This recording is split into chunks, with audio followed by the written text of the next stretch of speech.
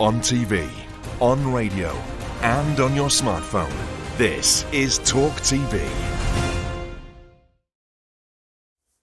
I'm Piers Morgan. Uncensored tonight, the stunning arrogance and hypocrisy of cancel culture. There's public backlash to a trans marathon runner and an attack on the late Barry Humphries, so the woke worm may finally be turning. We'll debate. Another presidential candidate is on Uncensored, Robert Kennedy Jr. Yes, one of the Kennedys, known as the black sheep, perhaps, of America's most famous political dynasty. But could he put a serious dent in Biden's bid for re-election? His poll numbers are surging, and he joins me live. And a final thought on a cultural icon and a great friend of mine, legendary talk show host Jerry Springer, who was on America's Got Talent with me, and Sharon Osbourne will be on the show tonight. And we're going to pay tribute to the late, great Jerry Springer.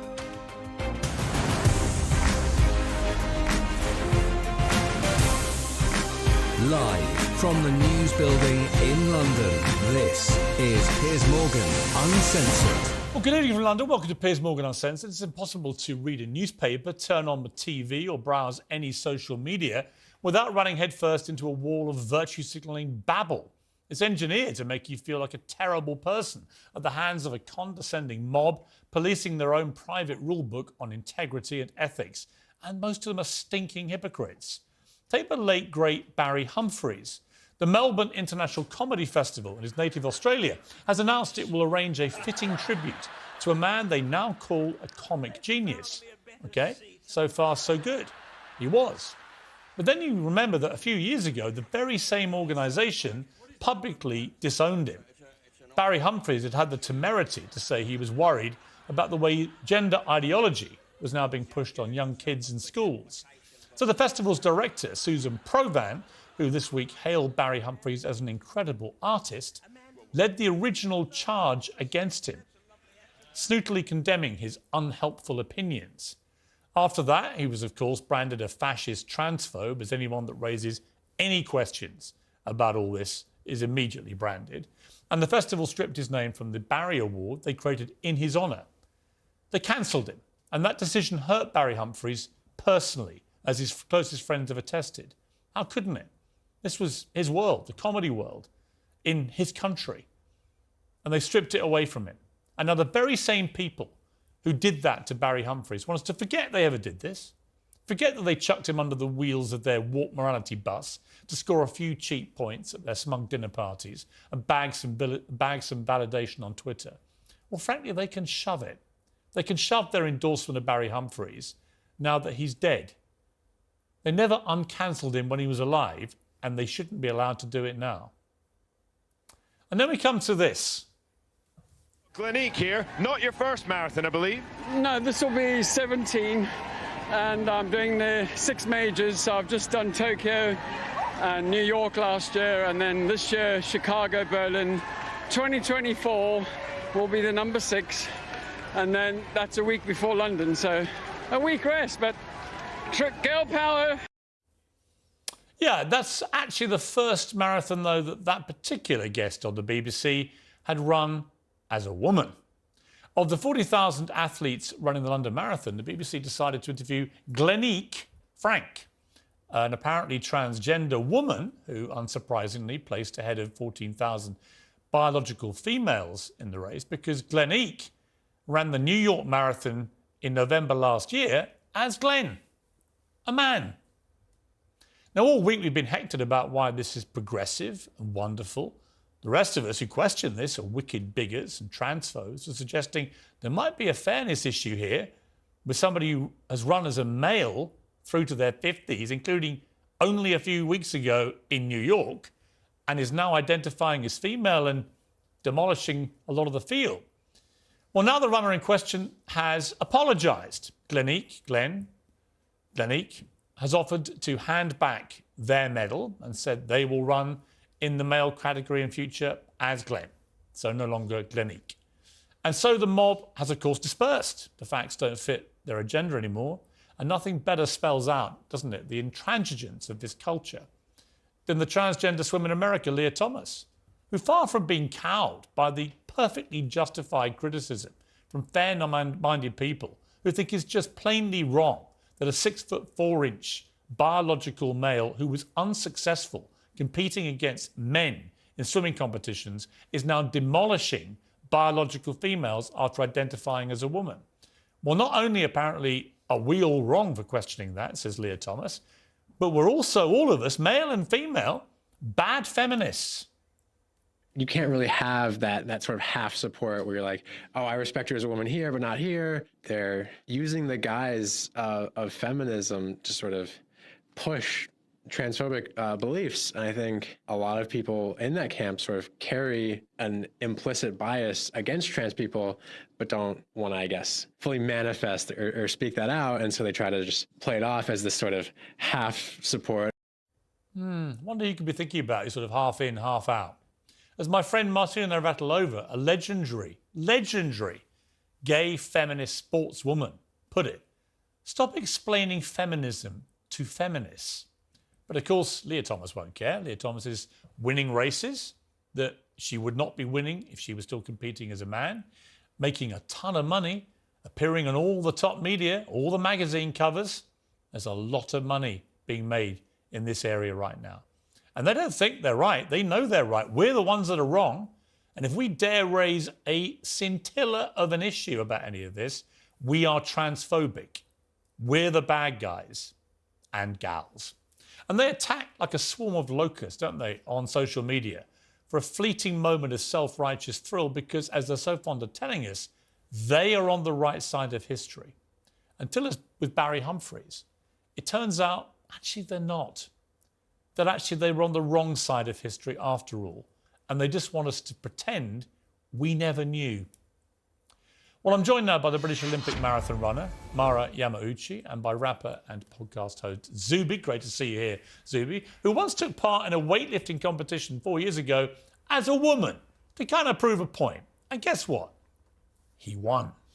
And by talktv contributor Paula Roan-Adrian, who will still be attempting to defend the indefensible on this issue. Well, Glenique Frank, just to be clear, or Glenn Frank, whichever Glenn or Glenique is identifying as this week, was invited to appear but pulled out this morning. And like I say, Glenique or Glenn, again, we don't know because Glenique's going back to being Glenn in future races and has always run as Glenn before, did say it was wrong. But you are asked when you enter the London Marathon, which category do you want to run in? Male or female? Or non-binary? It's ridiculous. The whole thing is ridiculous, as I keep saying. But there are still people who think this is perfectly fair and equal. And we should all just stop making such a fuss about it. So, let's have a little chat about this. Well, Zuby, let me start with you, because you've come all the way in here. Great to see you in London. I love the fact that you tested all this 4 years ago and you did it to raise the problem as an issue. And of course you demolished all the females that you were up against because physically, as a biological male, you're simply more powerful. But you exposed the futility, if you like, and unfairness and inequality of self-identity if it becomes limitless like this. Yeah, absolutely. I've been talking for more than 5 years at this point, but especially the past 4 publicly about the absurdity of the issue. And that's why back in February 2019, I had that tweet I put out there with a video of me breaking the British women's deadlift record while claiming I identified as a woman. You literally broke the women's record. Yeah. So to be clear, it wasn't in a sanctioned competition, but it was from one of my training sessions just showing how easily I could lift a weight that's Well, we're looking at it now. kilos. This is you as a woman. Yeah, it wasn't exactly difficult. Lifting about 17 Paula Roan-Adrian, I would imagine. And I know you like a bit of weightlifting, Paula, so why don't you try and lift a bit of that later in your gym? See how you get on. Here's a spoiler alert, you won't be able to. Not because you're not a very strong lady and not because you're not a very committed athlete in your own right. Because of the biological differences. Now, do you get it? Myself Is the penny Zuby. dropping? So I get it, but what I wonder is whether you get it, Piers. What am I missing? What I wonder is why it is you're struggling with the fact that some people are different. I don't. And the people who have decided that they are different and who want to live a different life, some of them have the capacity to do that medically and legally, and they should be permitted Totally to do respect that. Always have done. Always supported trans people's rights to fairness and equality. Okay, so right to the comes, point, it clearly erodes women's rights. That's my only concern about it. So where the absurdity comes, I worry, is where we've got this example of the marathon runner. And This was a fun run. It's the marathon. It's not a fun run. Great it's example. It's a great example. No. Tens of thousands of people London raise a ton of money, and it's a serious competitive race. It's a great example of people getting the opportunity to push themselves, not only personally, but also in terms of their charities. And this is a person who did that. And they are now so fearful, this person. They're so fearful. They've had to apologise. They've had to offer to hand back their medal. Well, they weren't that fearful because Glenn entered as Glen Eek, and Glen Eek finished a lot further in the race in the women's field than Glenn would have done in the men's field. And how relevant is that to you, Piers? Actually, to everyone I know, to everybody I know that races in the London Marathon, every position counts. They all want to improve their time. It wasn't a gold medal in the Olympics. Actually, the front about runners in the London Olympics. It was about taking part. So you think it's meaningless, the London Marathon? No, absolutely it's not. Actually I've competed in the London Marathon, and I see people running past me. I see people running past me of all different sizes, shapes, running for all different types of causes. And that's what it's all about. It's inclusivity. All right, but let me bring in an actual Olympian rather than somebody who sounds like she thinks she ought to be one. Mara, you've been listening very patiently to all this. You've been a proper athlete here. Just try and explain to me, or to Paula really, why this is so unfair. So males and females have, there's a massive difference in our physical abilities. In upper body strength, like in Zubi's bench press and deadlift women's world records, you know, there's a massive, massive difference. In running, it's about 10%. Therefore, we must have sex-based categories, male and female. Otherwise, females would be entirely absent from sport. And to answer Paula's point about it being a fun run, yes, a lot of people enjoy it and do great things like raising money, but Glenn could have done that in the men's category and not caused unfairness for the 20,000 odd females who ran in the mass race. I have to also clarify that Glenn ran as Glenn in the Tokyo Marathon last month, but also in the women's category, as he did in London. And, you know, you can say, well, the mass race is just a bit of fun, the mass race at the London Marathon. But an event like that is either a sports competition or it isn't. If you're going to say it's just a fun run, then why do they have a measured course? Why do they have timing equipment and a referee to enforce the rules? You know, even if people enjoy themselves and earn and raise money for charity, it still is a competition. Rules matter, and people have to respect the rules.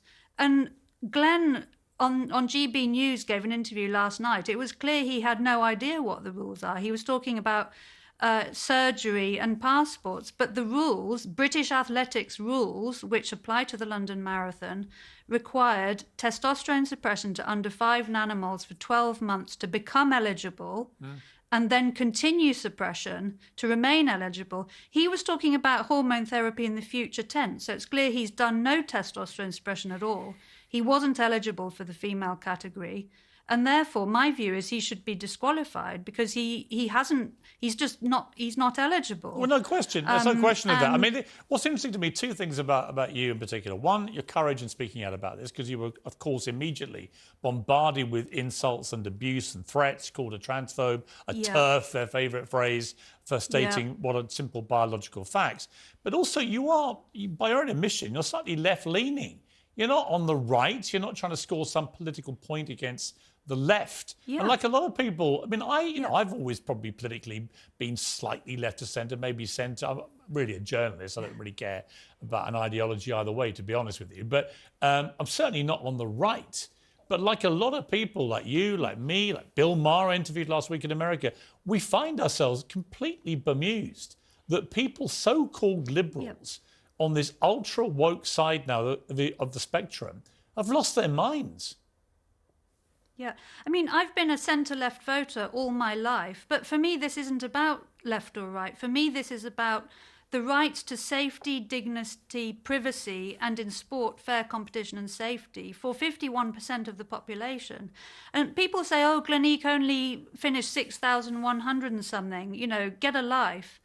But nearly 14,000 women suffered a worse finish position. Yeah. What I would say to people who say that is, OK, how many women do you think it's OK to suffer to indulge the feelings of one male competing in the female Well, what category. about, okay, but give us a number. Yeah, I totally agree. And what about, I mean, I would say to Paula, what about Laurel Hubbard, the New Zealand weightlifter, who qualified for the first Olympics a couple of years ago, having set records in the women's field, but she took the place of a woman weightlifter. The average age for the weightlifters in that competition was about half Laurel Hubbard's age.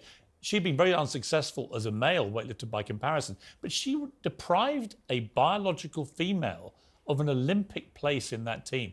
That, to me, is completely wrong. Now, someone said to me on TV in America last week, a female congresswoman, well, what would you do about it then? I went, well, fine, I want trans athletes to be able to compete fairly and to be able to compete. So they either compete against their biological sex, which seems to me physically fair, or they have a completely new category of transport. Why not?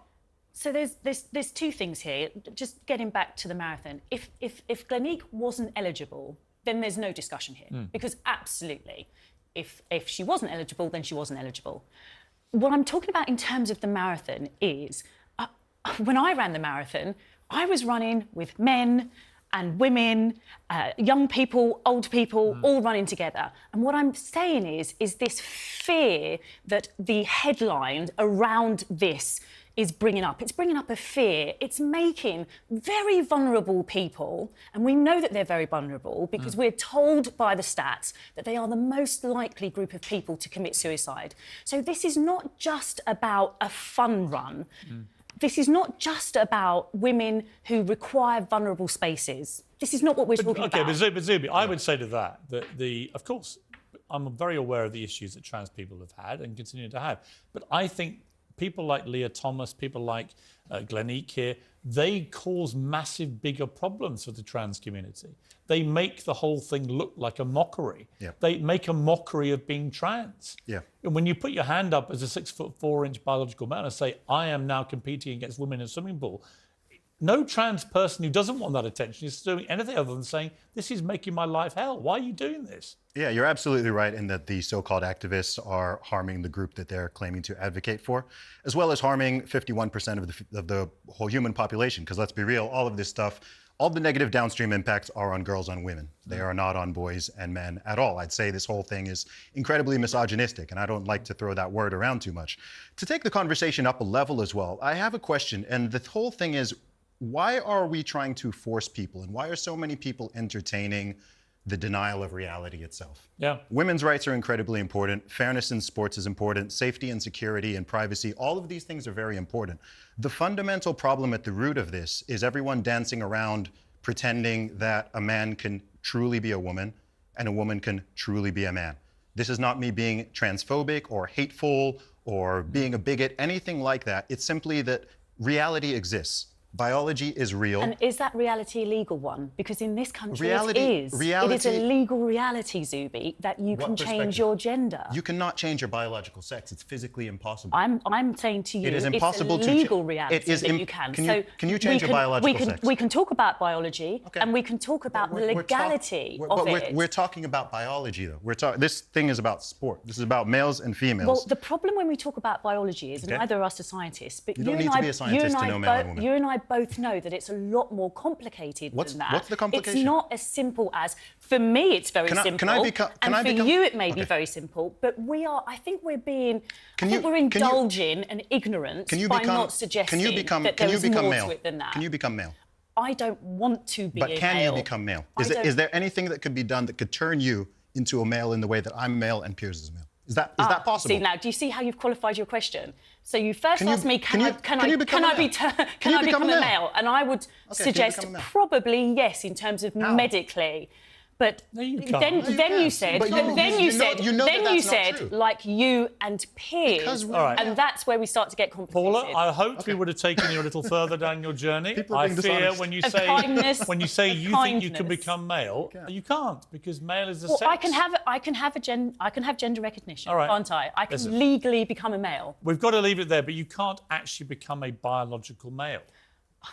And nor can I don't know how much testosterone I would need to Nor can I, you'll be compensate for that. relieved to hear, become a biological female. Because I'm quite tempted right now to start entering the cricket competition, right? And smashing female biological bowlers all over the place and feeling good about myself. Only I wouldn't. I'd feel ashamed. I think it's embarrassing. I think you're pumping above your weight there. Well, you wait till female Usain cricketers, Bolt. Wait till female cricketers. As I say, wait till Piers. Usain Bolt goes, I'm identifying as a woman and runs in the 100-metre final at the Olympics. And you lot all go, well done, Usaini.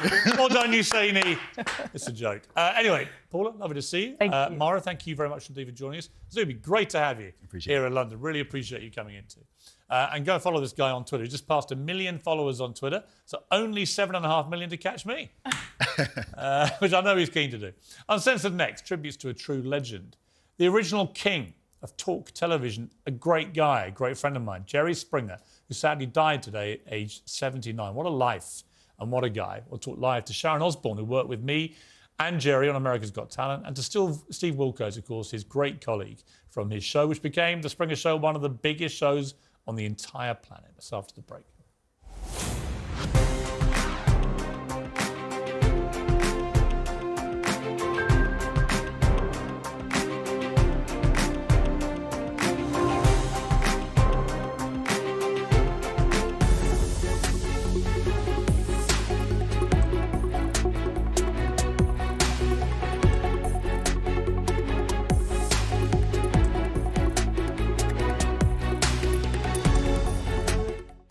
He's back, and he's uncensored.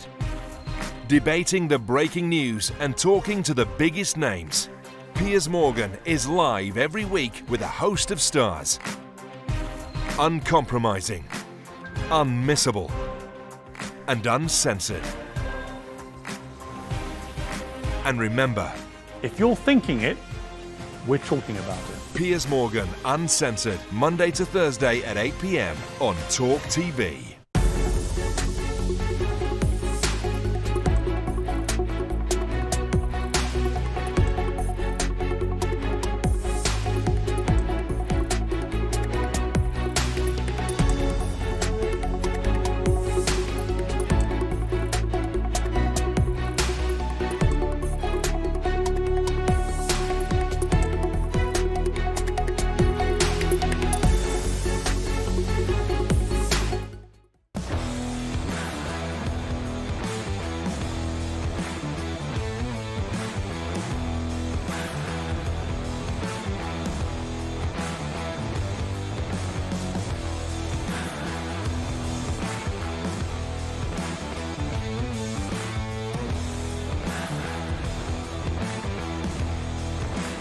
If you're thinking it, we're talking about it.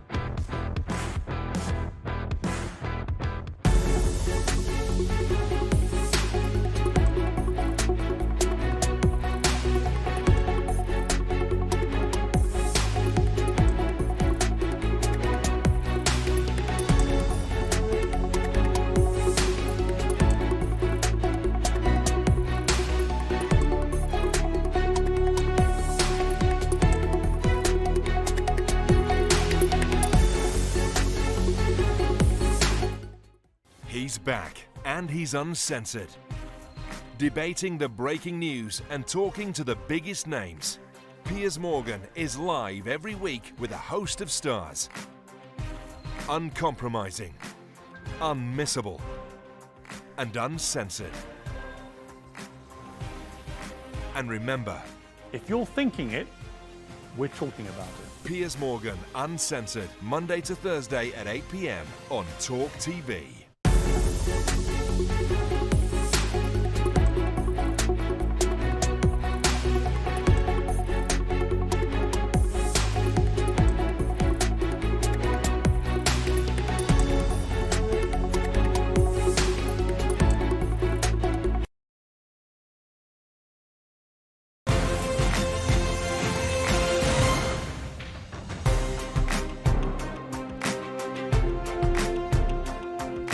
Well, welcome back. Jerry Springer was the undisputed king of the talk show. Smart, intelligent, a TV icon. He was also a politician, a lawyer, an actor.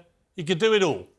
I spent nearly every day for 2 years with him on the set of America's Got Talent. We stayed in the same hotel, the Beverly Wilshire in Los Angeles. We used to sit by the pool talking about politics. We'd have dinner talking about politics. He loved arguing about politics. He'd been a mayor before he ever became a TV star. And he was most definitely uncensored. Jerry has more ass than you do. Good evening, good evening, good evening, good evening. Thank you very much. Welcome to the show. Thank you, and welcome to America's Got Talent. Daddy issues, I would like to get our dairy beef. I care about people. I care about people who watch television. And on that note, take care of yourself and each other. Well, today, Jerry's family said Jerry's ability to connect with people was at the heart of his success in everything he tried, whether that was politics, broadcasting, or just joking with people on the street who wanted a photo or a word. He's irreplaceable, and his loss hurts immensely, but memories of his intellect, his heart, and his humour will live on. And he brought his usual warmth and energy as a regular guest on all my shows that I did ever since we did that talent show together.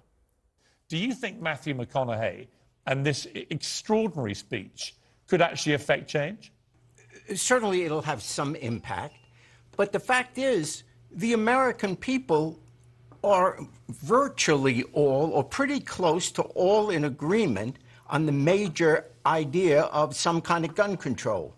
What can Trump do to try and persuade you now that he's a unifier and not a destroyer? Well, just personally, I will do everything I can to see that he becomes a successful president. I think I may stop because there are other things I want to do. I want to spend more time with Richard, my grandson, and follow him in baseball and basketball and do things like that. So it's more that decision more than a medical decision. Jerry could talk about anything, and he could talk about it for hours, and he was always entertaining, always funny, and always razor smart, always knew exactly what was going on. He was also a great friend, and I'll give you just two little examples of that. One, he was doing, I think it was Richard and Judy a few years ago with Amanda Holden, who was doing Britain's Got Talent with me. And Amanda put me on the phone to her, and I said, Jerry, what are you doing tonight? He said, nothing. I said, do you want to come to my middle son's school? They're doing Sound of Music, and Amanda's host, and me and Michael Grade, who's a big media mogul in Britain, we're dressing up as nuns, and we need a Catholic priest to dress up as a Catholic priest. He went, I'm Jewish. I went, I know you are. He said, my rabbi would be fine with it. And he came down and he went on stage as a Catholic priest with me as a nun. And we sang Sound of Music songs. And then a little later after that, I have an annual cricket match against my little village down in East Sussex. And I said, Jerry, what are you doing on Sunday? He went, nothing. I went, fancy a game of cricket? He went, I'd love one. And he came all the way down to the south coast of England and we played cricket. And the villagers absolutely loved him. And in fact, on our village WhatsApp chat today, a lot of sadness because they all remembered how down-to-earth this TV legend was. Everyone knew Jerry Springer. So that was the real guy away from TV. There were no flies on Jerry. What you saw was what you got. And he was one of the great guys. Well, joining me on the phone now is my fellow Talk TV presenter and my fellow former America's Got Talent judge, Sharon Osbourne, and the former director of security, of course, on the Jerry Springer Show, turned talk show host himself now, Steve Wilkos. Well, Sharon, let me start with you. You know, Jerry, we worked with him, didn't we? Hand in glove, really, for 2 years. It's very intense on those shows. You get to know each other really, really well. I remember, and I'm sure you do, the time we all first met each other was a dinner thrown by NBC where you lost your rag. I knew you were going to start. Go on. Let's start where we mean to go on, because it was so fitting, because we'd all had this quiet dinner, and then you lost your rag with me and began to actually physically throttle me. And at that point, Jerry got up and said, this reminds me of one of my shows, and led you away. He did. He took me outside and he said, take some breaths. Now I want you to go home and think about this. And I said, yes, Jerry. And he was just amazing with me. I mean, listen, in our religion, we call him a mensch, and that's what he is. I mean, just a fantastic human being.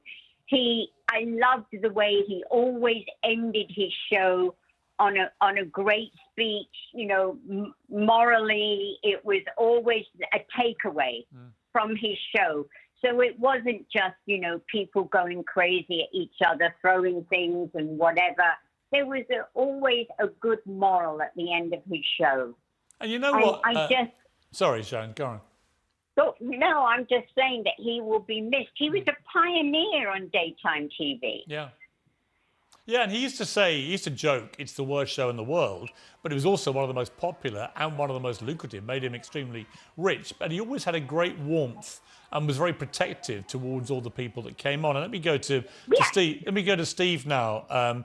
Steve, I'm so sorry for your loss because you were so closely aligned with Jerry for so long, and you made a very moving statement today. How are you doing today since you heard the news?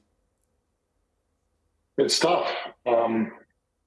I love Jerry and one of my closest friends, and I still can't believe that I'm never going to talk with him again.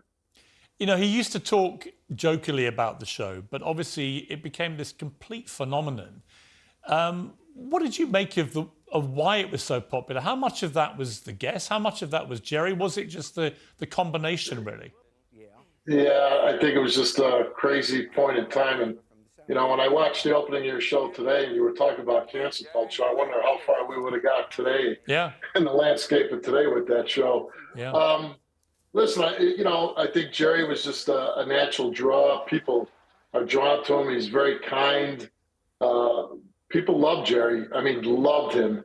And, the craziness on the show, we were doing stories and things that, you couldn't see anywhere else on TV at the time. So I think it was a confluence of things, and the show just took off like a rocket. And I've been saying you're probably never going to see anything like that again because, when the show was so popular, there wasn't internet, there wasn't streaming. Nowadays, if something's big and huge, it's big and huge for 5 minutes, right? And then there's something else. Where back then, he was the zenith for 2 years. We're beating Oprah and everything else. So to be around him, I felt like it must have been like hanging around Elvis Presley. Well, what about this, Steve? What about this anecdote I'll tell you, which was I had dinner with Jerry in LA soon after we began working together. And he told me a story that Muhammad Ali was an avid fan of the show. And I got to be honest, I didn't know Jerry that well. I just didn't believe him. I thought it was Hollywood bullcrap, to be honest. And we walked back from Mr. Chow's in Beverly Hills to the Beverly Wilshire Hotel, about a 5-10 minute walk. And we get to the valet parking area to go to the back wing where we both had rooms. And a limousine pulls up. I swear this is true. I wrote about it in my diary at the time. A limousine pulls up and out gets Muhammad Ali and his wife. I've never met Muhammad Ali in my life. And as they get out of the door, she sees Jerry, Muhammad's wife, and she just shouted, "Oh my God, Jerry Springer!" Pause. He's still watching the show. And Muhammad Ali came over. Jerry introduced me to the greatest. And I said, "I hear you love the Springer show." He went, I love it. I love all the fighting. And then we all laughed. And I said, "Please tell me you love America's Got Talent too." It was kind of a little bit less committal on that. But it just showed me, A, I could always trust Jerry Springer after that. But B, that everyone and anyone used to watch the Springer show.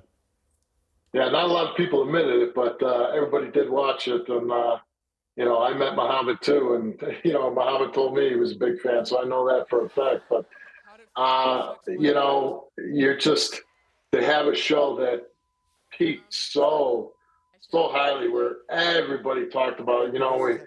Most young people won't understand what we say about water cooler show. Yeah. Everybody talked about that show. And I feel very fortunate to be around Jerry and got to share that incredible ride with him. We were doing movies and, Leno and Letterman and everything, yeah. Just traveling all over the world with him. And, to get to experience that with him. And you couldn't do it with a nicer guy. No, I was about to say, yeah, I was about to bring Sharon back for that, Steve. I want to show a little clip from America's Got Talent because we had such a laugh on that show together. This is back in like 2007, 8, I think. But let's take a look at this. Well, Piers, the X's are here, but please tell me we're not going to be hearing those buzzers tonight. There's no point having them, is there, Jerry, if you can't have the fun of actually pressing them? We've all got itchy fingers tonight. Oh, we'll have to see, All right, but you'll be nice. I know. Well, we'll try and be nice. Sharon, what do tonight's act have to do in order to kind of impress you, impress America?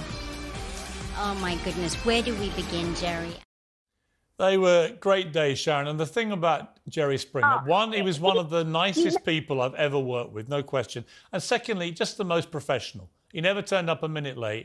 He was always did his job, whatever the hours. Just a great guy. Do you remember Piers when he fell off the stage and he was hurt himself badly? The show went on. I mean, he just carried on, never missed a beat. And, you know, his show was like a guilty pleasure. Yeah. You got hooked into it. And, you know what? There aren't many people left in the industry like Jerry, who was all heart, a real people person. Yeah, and what people don't know about Jerry probably, and they'll find out when they read the obituaries, is the varied life he led before he did the Springer Show. He was a news anchor of a big TV news show for 10 years. He was the mayor of Cincinnati for a year. Yeah. That ended in a bit of a scandal, which we won't go into. But he had this extraordinary life. And even at the end, nearly 80, there he was, still doing loads of stuff, doing podcasts, doing interviews and so on. But he did say in the final interview that we did with him only last month that he was looking forward, as he reached 80, to spend more time with his family, which was something he was very pleased to be doing. He was always doing charity events too. I mean, he had such a big heart. Yeah. Well, it's a massive loss. He's irreplaceable. Yeah, he really is. He was a total one-off, and we loved him, didn't we? Sharon, thank you so much for joining me from LA. And Steve, thank you. And my deepest condolences to you, Steve, because you and he were intertwined for so long. And I can only imagine how you're feeling today. So I'm so glad to have you on the show. It's an honour to have you, and it was an honour for all of us to work with Jerry. Thanks a lot. I appreciate it. Thanks, Steve. The great Jerry Springer, who died today, aged 79. Well, Uncensored next tonight, a conspiracy theorist, a Kennedy, and a presidential contender, Robert F. Kennedy Jr., joins me live as he's surging in the polls.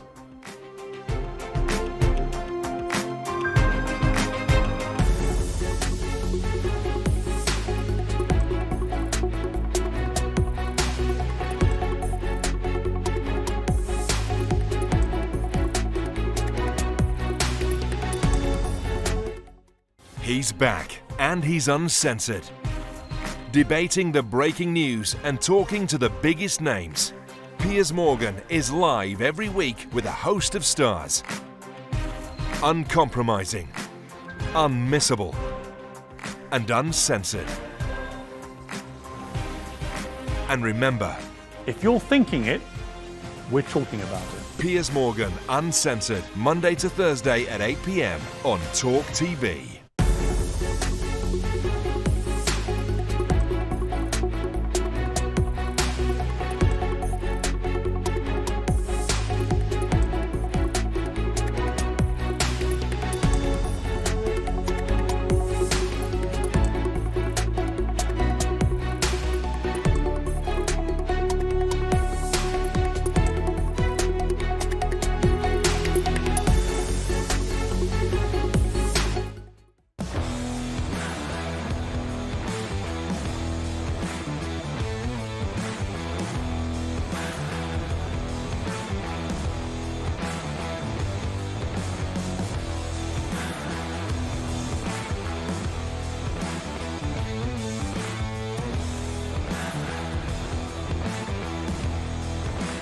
If you're thinking it, we're talking about it.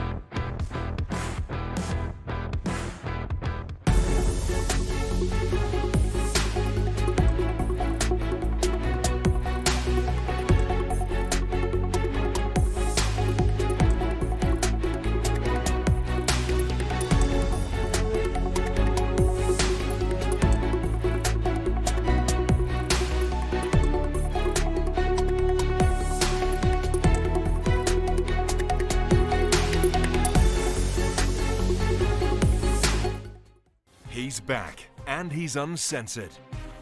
Debating the breaking news and talking to the biggest names. Piers Morgan is live every week with a host of stars. Uncompromising, unmissable, and uncensored. And remember, if you're thinking it, we're talking about it. Piers Morgan, Uncensored, Monday to Thursday at 8 p.m. on Talk TV.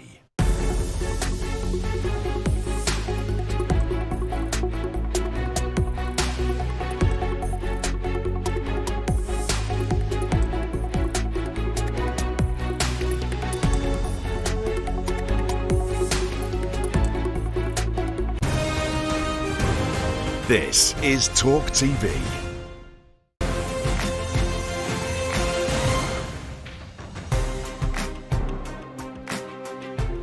Welcome back to Piers Morgan Uncensored. The Kennedys are an American political dynasty, of course, and my next guest will be the fourth Kennedy to run for the US presidency. Both his father, Senator Robert F. Kennedy, and his uncle, President John F. Kennedy, were tragically assassinated. Well, Robert Kennedy Jr. has been described as the black sheep of this formidable family, including by some of his own family, with incendiary views on vaccines and a populist slant on economic policy. But he could become a genuine headache for President Biden. He surged at 19% in a new Fox News poll of Democratic candidates for nominee to be president, and 21% in a new Emerson poll published today. Robert F. Kennedy Jr. joins me now. Well, thank you very much indeed for joining me. I guess my first question, Robert, is this. These polls, they're pretty striking to everybody else. Are you surprised about how well you're doing? Am I surprised? We've been looking at the polls for about a year, and it's pretty consistent. So I'm not that surprised. I'm happy.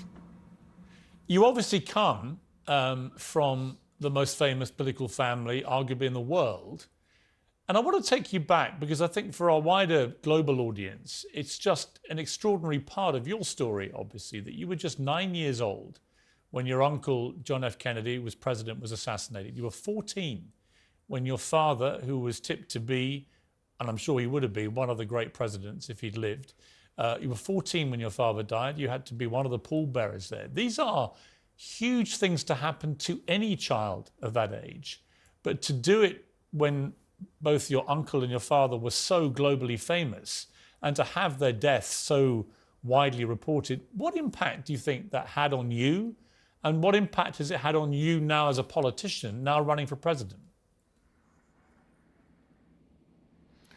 Well, I think it had an impact on the world. I think my father and uncle were fighting against this emergence of a military-industrial complex, and their deaths really marked a fork in the road for our country and for the rest of the world, where we started down this road towards corporatism, what I call the merger, this corrupt merger of state and corporate power that is driven by large industries like the pharmaceutical, the oil and coal industries, the pesticide industries.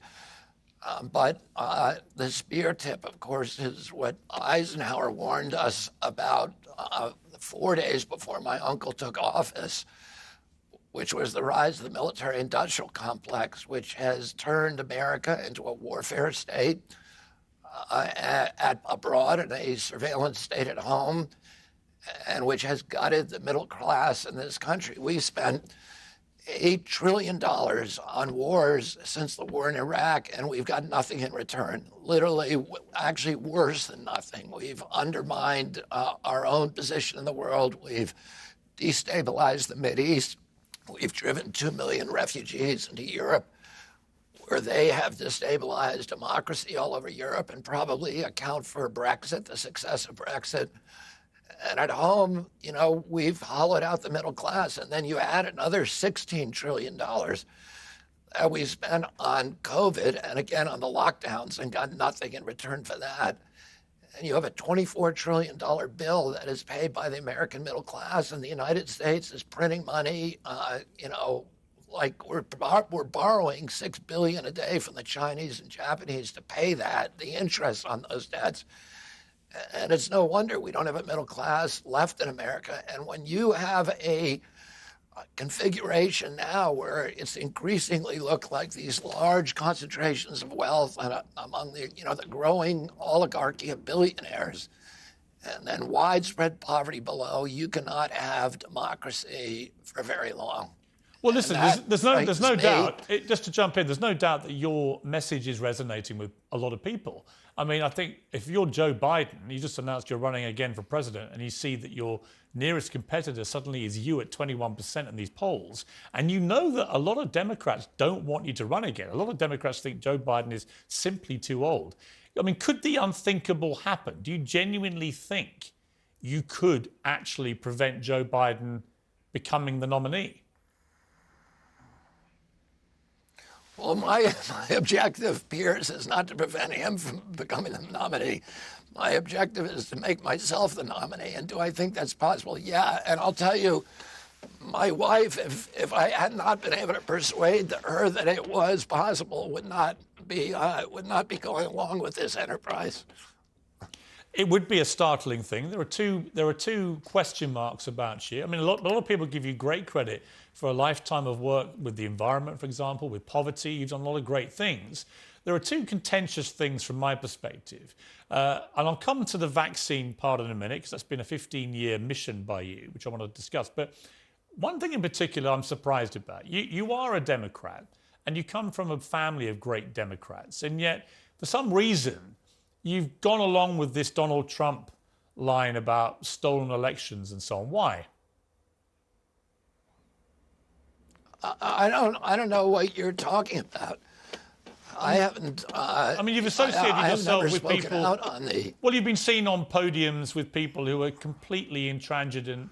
You know, they think that Donald Trump had the election stolen, that January 6th was justified, and so on. Why would you? Why would you be around people like that? Piers. Well, if you're asking me another question, because what you're saying about me complaining about stolen election, I complained about a stolen election in 2001, and I wrote an award-winning article about the theft of the 2004 election, but I have not spoken out about this election. I don't believe it was stolen, about Trump's election. No, I'm talking. Yeah, I think I'm talking about the. I'm talking about the but wider. You're asking me. Yeah, let me rephrase the question. I'm actually comparing. I just don't think it's healthy for any democracy, whether you're talking about the one that you claim was stolen, the one that Trump does, that people talk about elections being stolen in a democracy like America, because it makes people disbelieve the democratic process. That's really the point I was making. Well, I mean, otherwise you're manipulating people if you don't tell the truth. I mean, the job of the press, the job of an advocate like me is to tell the truth, whether the truth is unpleasant for people or not. And, you know, I documented that. I mean, I don't think any Democrat believes that the 2001 election was legit. You know, that was Gore, Bush v. Gore. And the New York Times, nobody else, you know, they ultimately concluded, yeah, it was stolen. So I don't think what I said is radical or is, you know, is causing revolution. But let me ask the other question. Why do I appear? Why do I talk to Republicans? Why do I go on Fox News? And my reason for that, I talk to people who don't agree with me. And I believe that is critical for a democracy. We have a toxic polarization in this country right now that is more dangerous than the American Civil War.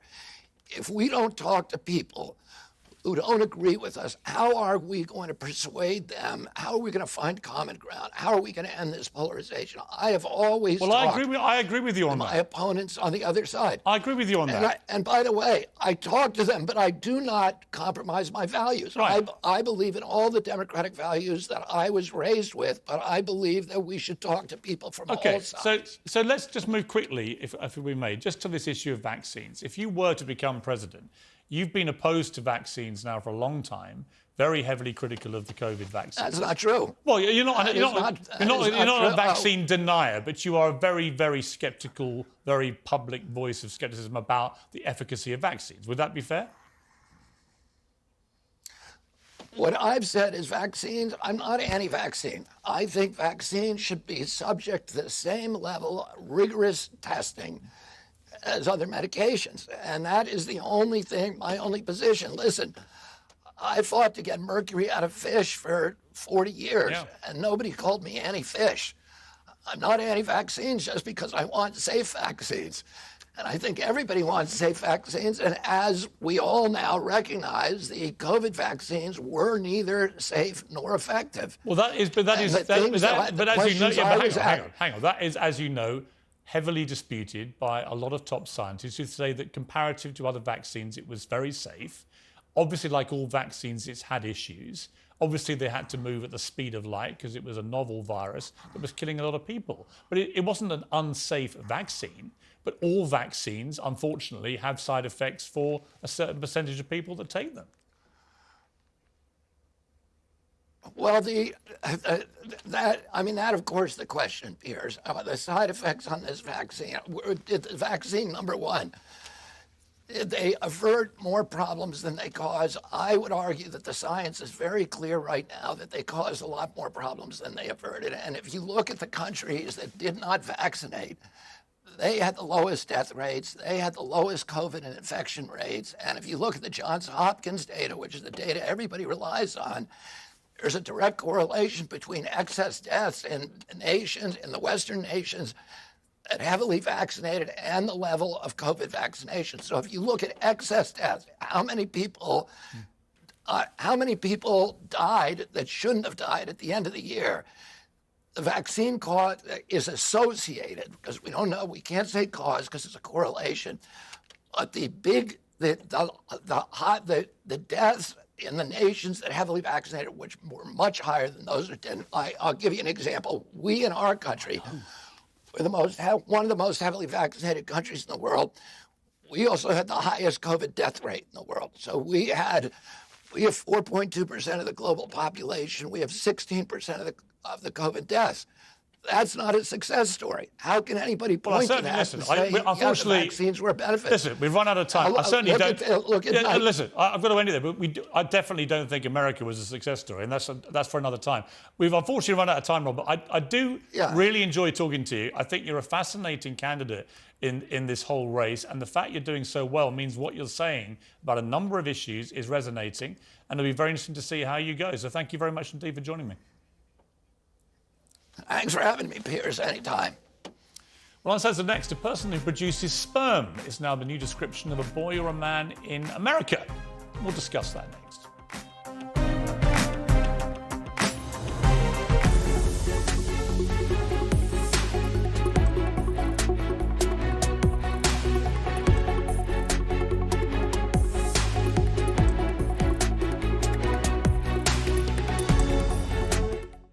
He's back, and he's uncensored.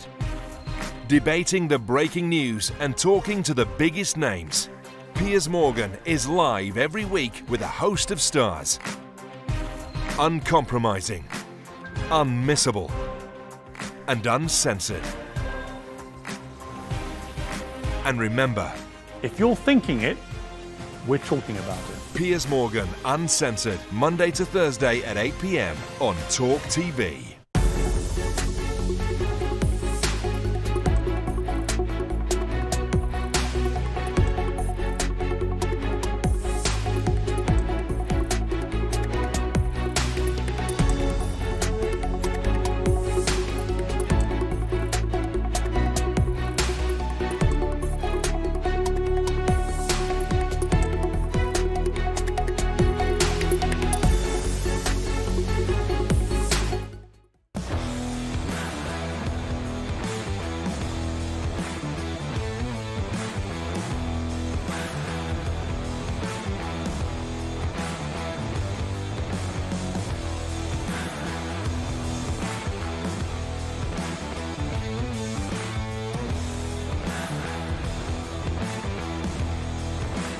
If you're thinking it, we're talking about it.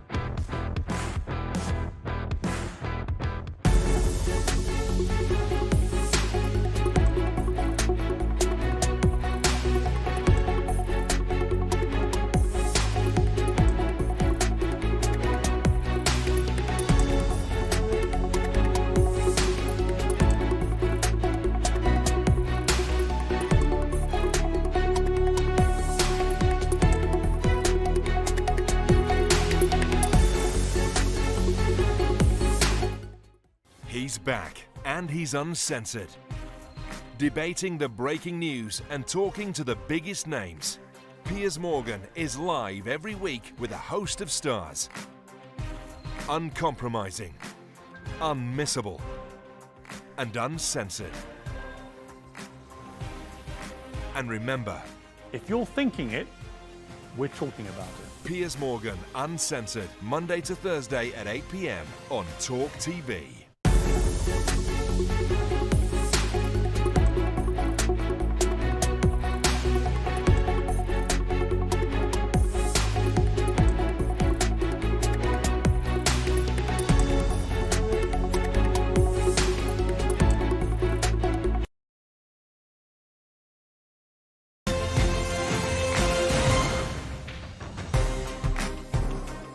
I'm joined by my Talk TV international editor, Isabel Oakeshott, and Talk TV contributor, Richard Tice. Welcome to both. Thank you for being patient. Sorry we haven't got much time. Let's talk about sperm, shall we?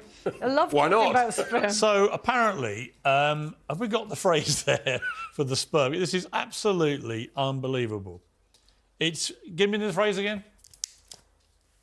A person who produces sperm is now what a school district in America has called a boy or man. Thoughts? And a person who produces eggs is what they're calling a person that is otherwise. What is this about? As a woman. What are they scared of? And this is aimed at 10-year-olds. It's ridiculous. I have a 10-year-old. They would just laugh at that and be bewildered. I mean, why make sex education so much more complicated? But how have we got to this, Richard? How's language got to this? I've no idea. This sort of political correctness. But the most terrifying thing, Piers, it actually confuses children. It causes anxiety. My view is it's therefore damaging children, particularly with this gender ideology stuff. And in that sense, it's actually a safeguarding issue. No ifs, no buts, in my view. We just shouldn't be going there. I've done my anti-woke manifesto for The Sun tomorrow because somebody wrote to them saying I should be Minister for Anti-Wokery. Yeah. So I've done my 20-point... And it's quite easy to do a 20-point manifesto. You just basically restore common sense. I mean, you asked how we've got to this because parents are accepting it. Parents... Yes. I would take my child out of a school that was going to insist on that kind of nonsense. I agree. And the other parents should actually just rebel against it. Don't accept it. But actually, many parents weren't aware of it until... It's been highlighted on these shows, and suddenly I think parents are rebelling. People I'm talking to... I think the woke worm is turning, and we're helping to turn it. That's all we've got time for. I've blown it with you two tonight. I'm sorry. We only got to talk about sperm, but it was a great chat about sperm. Thank you both very much. Brilliant. Keep it uncensored. Good night.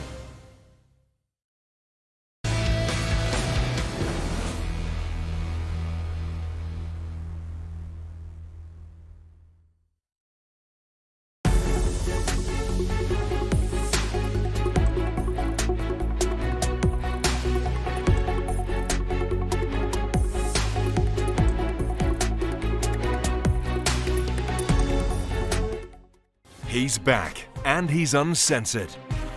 Debating the breaking news and talking to the biggest names. Piers Morgan is live every week with a host of stars. Uncompromising, unmissable, and uncensored. And remember, if you're thinking it, we're talking about it. Piers Morgan Uncensored, Monday to Thursday at 8 p.m. on Talk TV.